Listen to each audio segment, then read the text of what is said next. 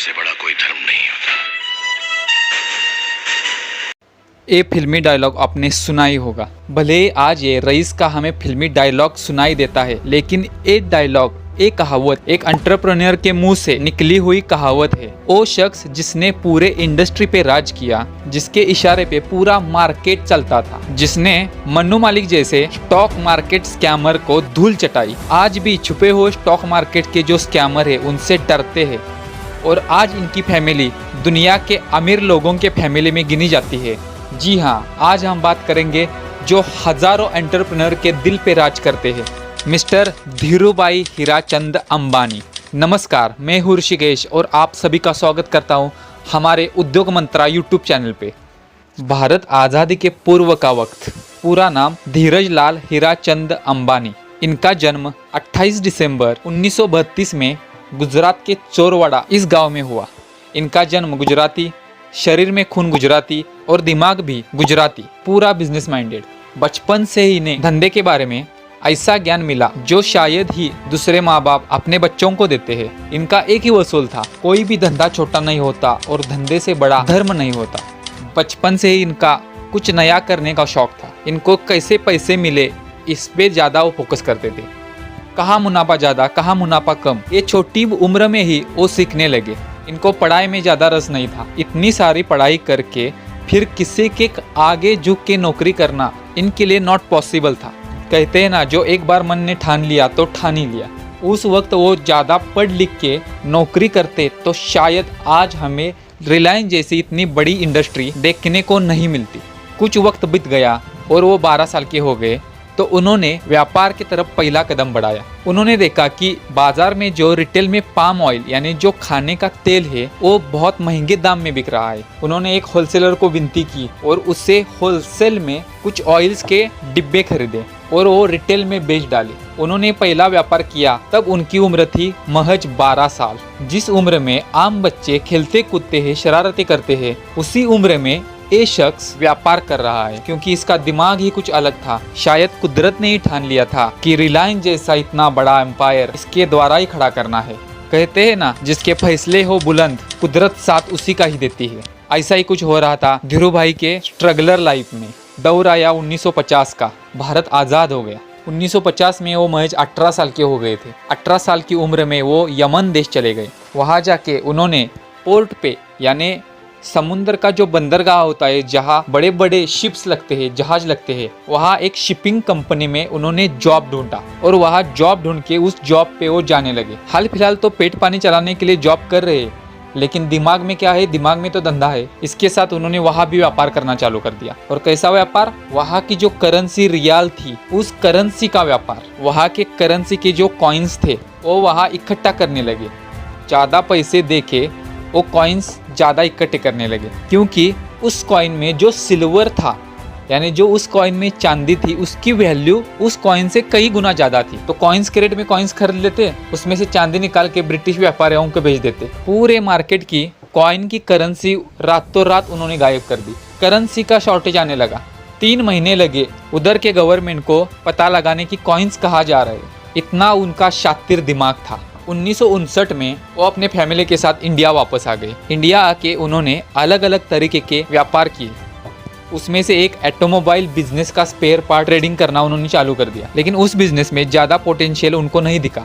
वो धंधा बंद करके वो 1965 में मुंबई आए। मुंबई आके उन्होंने सब्जी मंडी में फल और सब्जी का व्यापार करना चालू कर दिया। वो कोई भी धंधा करने से कतराते नहीं थे, उनको कुछ शर्म महसूस नहीं होता था। इसीलिए आज उन्होंने इंडस्ट्री खड़ी कर दी। उसके बाद कुछ वक्त बीत गया और 1973 में उन्होंने अपने पार्टनर चंपकलाल दमानी के साथ एक छोटा सा ऑफिस इस्टेब्लिश किया और उस ऑफिस का नाम दिया रिलायंस कमर्शियल कॉरपोरेशन। आज लाखों करोड़ों की कंपनी, लेकिन उस वक्त खाली उनका एक छोटा सा ऑफिस, और उस ऑफिस में इतना कम स्पेस था कि 4 से ज़्यादा लोग बैठ नहीं पाते थे। फिर भी इरादे बुलंद थे। उस ऑफिस से युवान का यानी जो धागा होता है, कपड़े का जो धागा, उसका व्यापार चालू कर दिया। एक बार युवान मार्केट में बहुत सस्ता रेट में मिल रहा था, तो उन्होंने स्टॉक पे स्टॉक करते गए। स्टॉक बढ़ता गया, इतना उनके पास स्टॉक हो गया। उनके पार्टनर चंपकलाल दमानी ने कहा कि इतना युवान स्टॉक करके कुछ फायदा नहीं है। धीरूभाई बोल रहे थे 3-4 महीने के बाद इसका रेट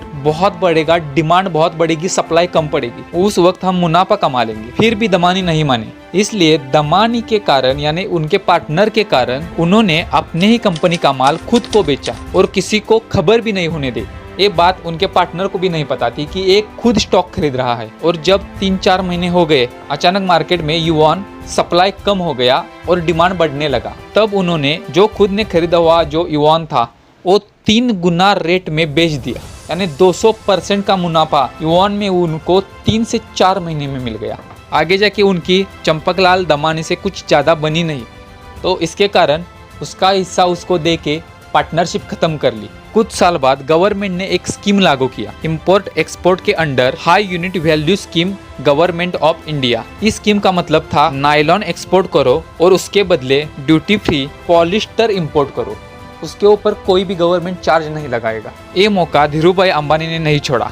उन्होंने पूरे इंडिया के मार्केट के 60% एक्सपोर्ट किया और 60% इंपोर्ट किया। नायलॉन एक्सपोर्ट किया, उसके बदले पॉलिस्टर मंगाया और पॉलिस्टर मंगा के पूरे इंडिया में बेच दिया और पूरे मार्केट में अपनी छाप बनाई। धीरूभाई को ज़्यादा फ्रेंडशिप करना, ज़्यादा लोगों से रिश्ते जोड़ना, लोगों से ज़्यादा मिलना बहुत पसंद था, क्योंकि उनका ये मानना था जितने आपके गहरे रिश्ते होंगे उतना ही व्यापार आपका सरल और सफल होगा। वो सामने वाले लोगों को ज़्यादा टाइम देते थे, व्यापार के अलावा फ्रेंडशिप का नाता उनके साथ जोड़ते थे। इसके चलते 1977 में उन्होंने रिलायंस ग्रुप का पहला IPO यानी initial public offering share market में लॉन्च कर दिया। उनके रिलेशन के कारण, उनके फ्रेंडशिप के कारण, व्यापार के सफलता के कारण उनके शेयर हाथों हाथ बिक गए। पूरे रिटेल इन्वेस्टर, बड़े बड़े इन्वेस्टर ने पैसा रिलायंस में डालना पसंद किया और मैक्सिमम लोगों ने रिलायंस के शेयर खरीद लिए। उसके बाद 1978 में ओनली विमल इस ब्रांड के कपड़े लॉन्च किए। उन्होंने एक स्ट्रेटेजी अपनाई, ज़्यादा प्रोडक्शन करके मुनाफा लेने से बेटर है कम प्रोडक्शन में ज़्यादा मुनाफा लो। अपना प्रोडक्ट ऐसा लॉन्च किया जैसे कि एग्रेसिव एड्स, मार्केटिंग पे ज़्यादा खर्चे, विमल की ब्रांड वैल्यू बनाई। वो ब्रांड उन्होंने हाई प्राइस और हाई क्वालिटी इस सिद्धांत पे पूरा मार्केट कैप्चर किया और Reliance clothing industry Bombay dyeing से बहुत आगे चली गई। देखते ही देखते 1985 में रिलायंस के पास 20 से ज़्यादा बड़ी फैक्ट्री आउटलेट, 1000 से ज़्यादा फ्रेंचाइजी और 20,000 से ज़्यादा रिटेल स्टोर इतने हो गए। 90 के बाद उनके बेटे अनिल अंबानी और मुकेश अंबानी अपने पिता धीरूभाई के साथ मिलके रिलायंस को एक ऊंचा नाम दिया।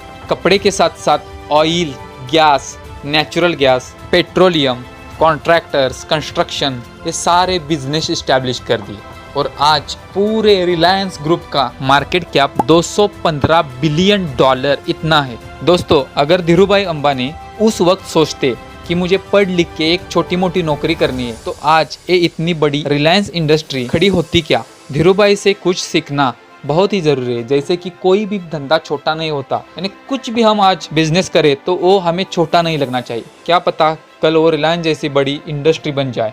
ऐसे बड़े बड़े लोगों के केस स्टडी से हम भी कुछ लाइफ में छोटे मोटे पॉइंट इम्प्लीमेंट कर सकते हैं। भले ही आज धीरूभाई अंबानी हमारे बीच में नहीं है, लेकिन उनका नाम आज भी और हमेशा हम इंडियन के दिल में अजरामर रहेगी।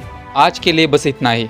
ऐसे ही बिजनेस से भरे, इंफॉर्मेशन से भरे, केस स्टडीज से भरे, फाइनेंस रिलेटेड नॉलेज से भरे हमारे उद्योग मंत्रा चैनल को सब्सक्राइब कीजिए। ये वीडियो जितना शेयर कर सके उतना कर लीजिए। क्या पता हमारे बीच कोई एक एंटरप्रेन्योर होगा जो रिलायंस जैसे एक बड़ी इंडस्ट्री खड़ा कर देगा। मिलते हैं अगली वीडियो में। हमारे साथ जुड़ने के लिए प्रेम पूर्वक धन्यवाद।